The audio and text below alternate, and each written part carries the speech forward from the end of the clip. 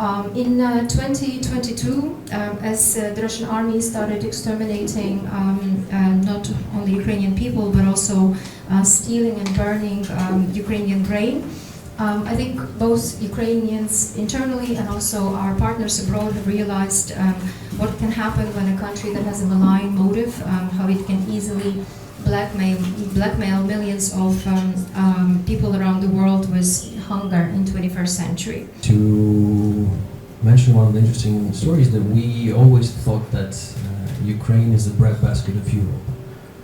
But this war that Russia started in 2022 actually showed the world that Ukraine is the breadbasket of the world. And to confirm that, I remember one of my trips to Africa with then Foreign Minister Dmytro Kuleba, when we tried to expand this narrative globally.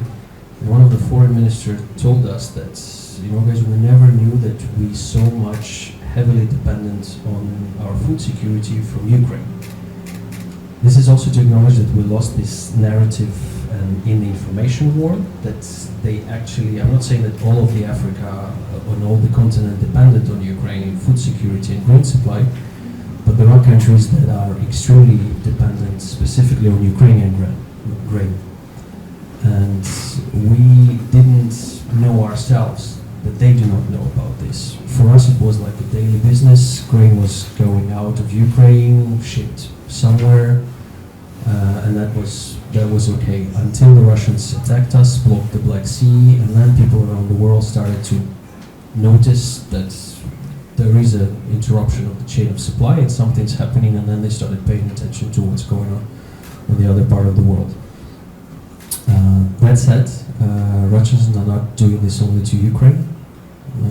While you will be having your discussion, please keep in mind that the most recent reports show that the supplies of the satellite imageries and information to the Houthis were also done by the Russians. And this is another break to the world supply chain. So it's globally, it's not just about us. Food security, one part of it, but the global chain supply is also interrupted by the Russians. So I think I would like to open the discussion with maybe sort of a meta view, and first and foremost ask Oleg to start it, because I think we need to maybe start overall with the question how Russian aggression has impacted Ukrainian economy, maybe even before we kind of zoom in into agricultural sector, and also then kind of your perspective as an expert on what's Ukraine's role in global food security is. Agriculture, the damages in agriculture, so I'm diving a bit deeper. $10 billion of damaged assets at the moment. So these are the recent estimates by us and the World Bank. A half or more than a half of these damaged assets is agricultural machinery. So this is what needs to be, brought back, and just on a broader scale, this is about 30% of the sector capital that was accumulated before the war. So that means that as of now, about 30% of agricultural sector is basically ruined.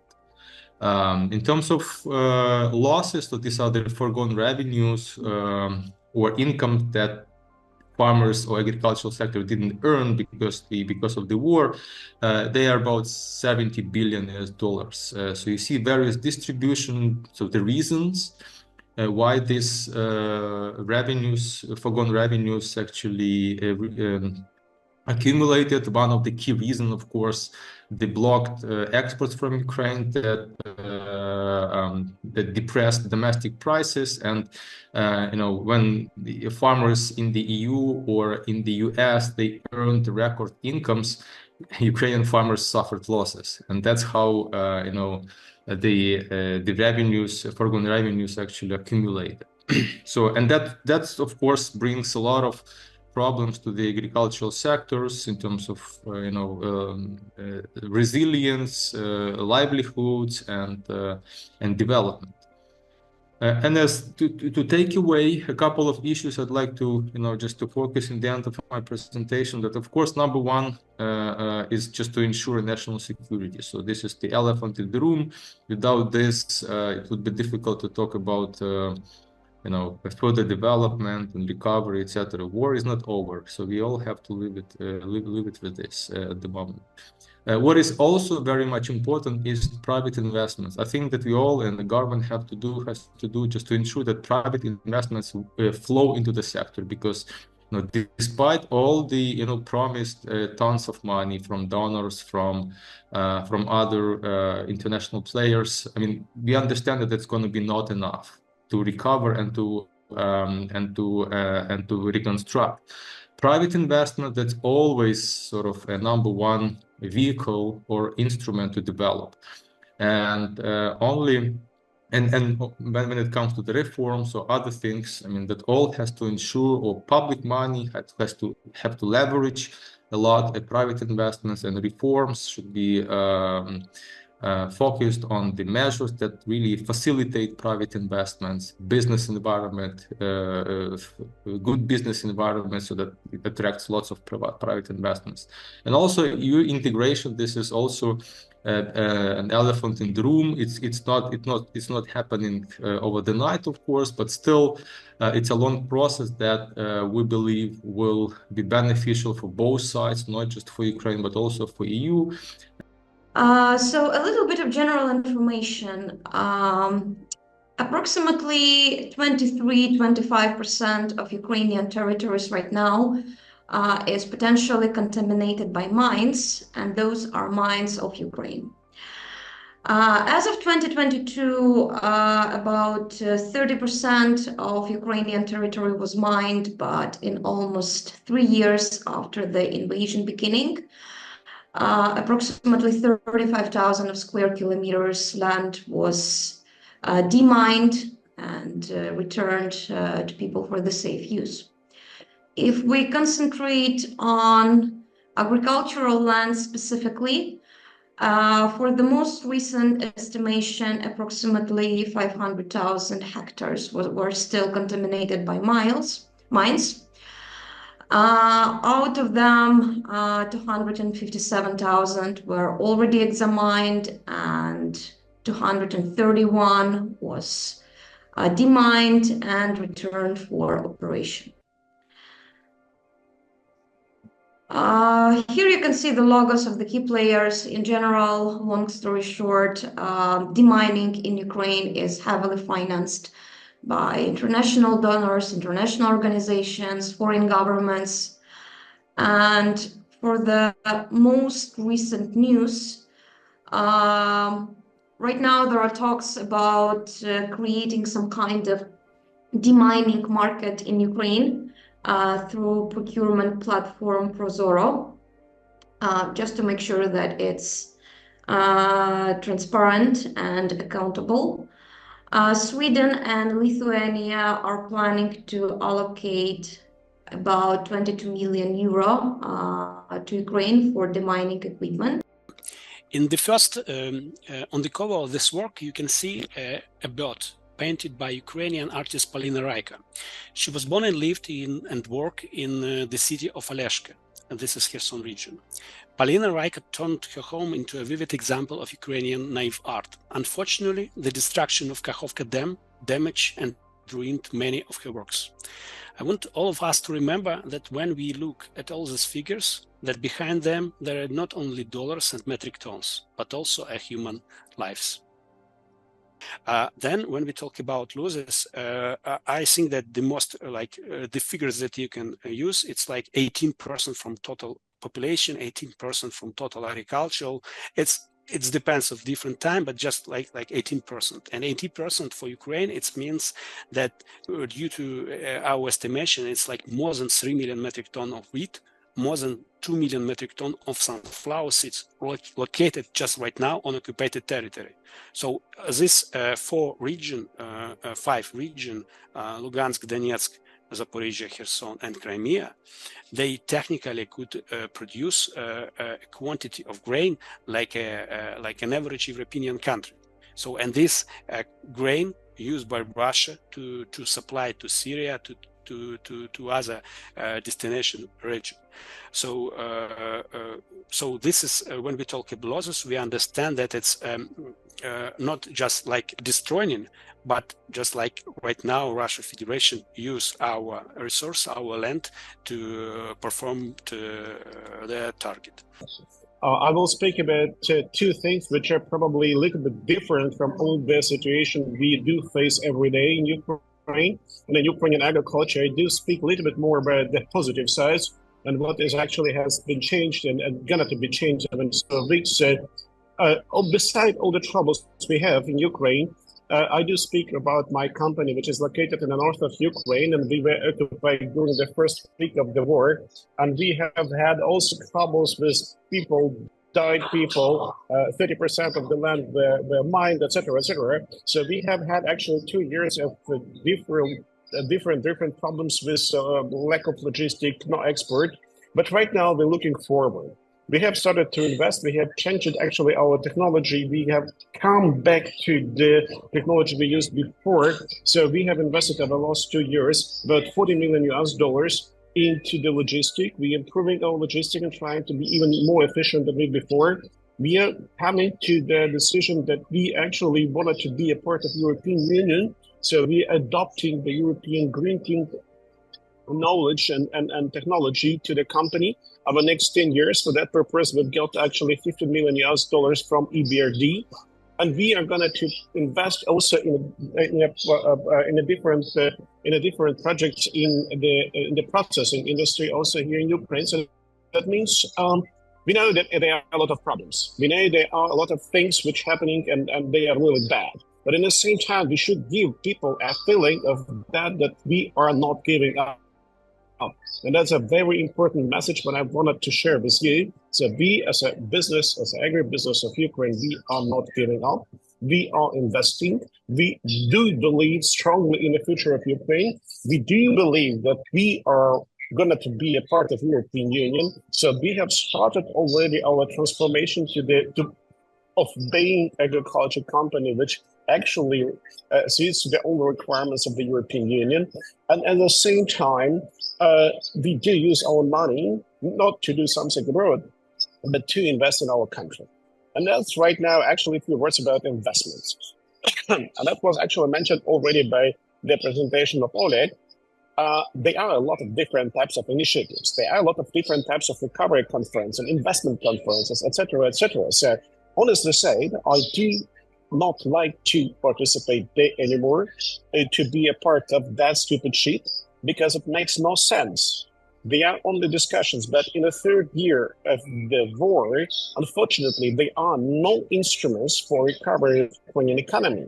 So we've been discussing with all the big IFIs about billions, millions, etc., etc., but there are still no working war insurances. There are still no working instrument of IFIs which are going to be used for their national economy, for the national business here in Ukraine, in the form of unsecured loans, project financing, private equity funds, etc. So what we have around, we have actually good that we have them. We have commercial and state banks in Ukraine which will still provide money for the Ukrainian business with normal conditions, and we are really thankful to the Ukrainian and commercial banks.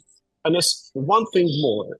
All the discussions about engagement or encouraging of the foreign business to invest in Ukraine, they are nothing worth without NATO guarantees.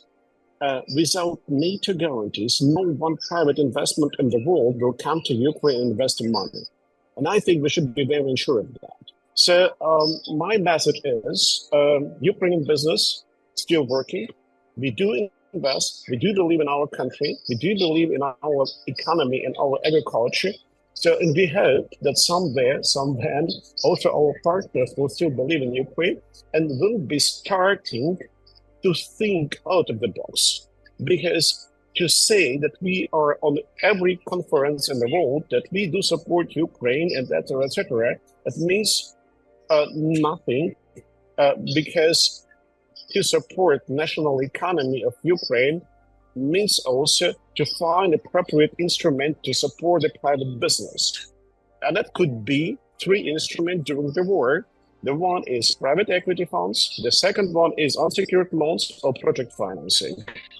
And that's actually crucial for understanding of the future of Ukraine, because all the secured loans, pledged loans, etc., they will not work in Ukraine without NATO.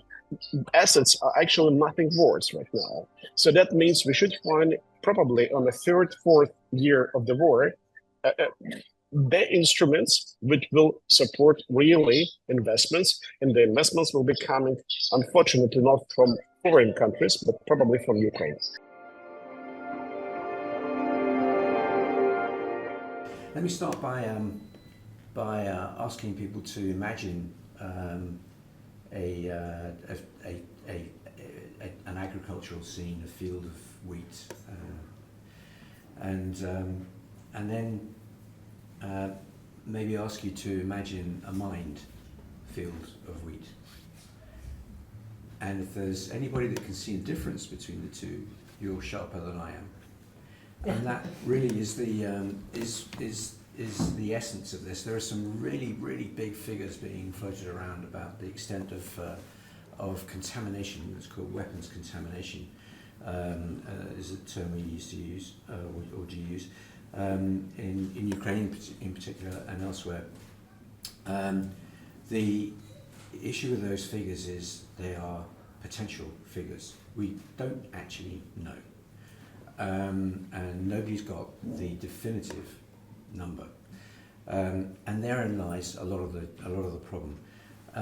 Demining itself deals with uncertainty and with risk, and the first time I got involved in it, we'd been involved in clearing a couple of square kilometres in I think it was in Angola, and someone said, "That's not very much, is it?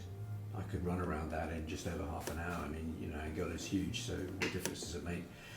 And I said, well, if you divide it up into blocks of 100 metres times 100 metres, you'd have a couple of hundred of those.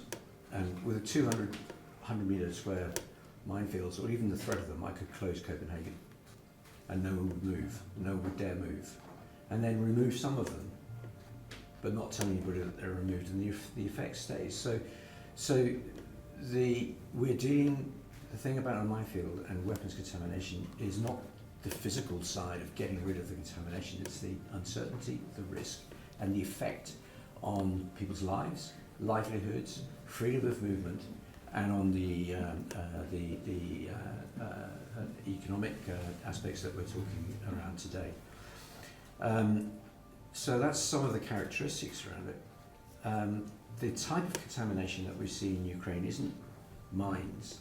Yes, it is mines, but it's also some of the world's most advanced weaponry that's just been deployed and used for the first time. And that poses additional challenges for those that are in trying to find these things and get rid of them, and get rid of them in a safe manner without getting killed. And that applies both to the military and to the world of humanitarian demining, where I come from. So that complicates things. The extent is huge, as rightly been pointed out, but we're not exactly sure where. The other thing about it is incredibly expensive to demine an area, and it's really expensive to demine areas that don't need to be demined. And now back to the uncertainty. So we were talking about thousands and thousands of square kilometres that may or may not be contaminated. Before we even think about demining them, we need to find out whether there is or is not contamination there. Does it exist? Can we reduce the area that we're actually going to demine to the absolute minimum size, so that we use the very scarce resources that we've got most effectively and most efficiently? Western media, I guess you follow that, and that's often the discussion. We just want the war to stop, etc. Now, Denmark perhaps isn't all that bad, but many countries in Europe and in the US also, with the election coming, a lot of people feeling that way, and Russia takes full advantage. The ambassador also brought up the issue of how Russia was facilitating the Houthi blockade of the Red Sea, and again we see the same issue that it points to, you know, Israel being the culprit of that, not the Russians, the Iranians, and whoever's pulling the strings. When you're talking about the pressure on the Western democracies and that whole, you know, the way the stories about the so-called global South is being spun, that's also heavily influenced by Russia and some of its allies around the world, because we often, you know, and that, I guess that's also where the situation in the Middle East impacts what's going on in Russia, because it becomes like very black and white and a lot of twisted narratives that way.